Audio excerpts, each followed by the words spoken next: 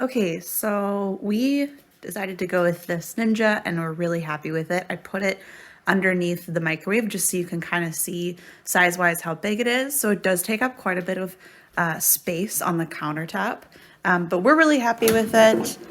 We usually use it to heat up.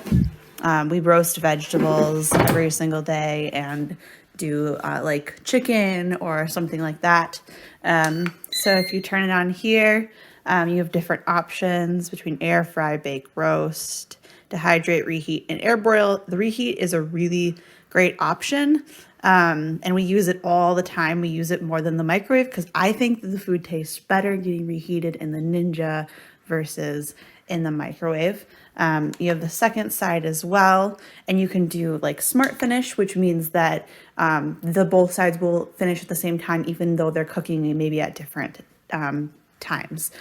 The other thing I just noticed when I moved it over underneath the microwave is that underneath here are some really great handles. I don't know if you can see it, but basically it curves in, so it's really easy to move around on your counter. You're not feeling like you're trying to lug it around. It's just very easy to maneuver. They thought of everything. I certainly recommend it.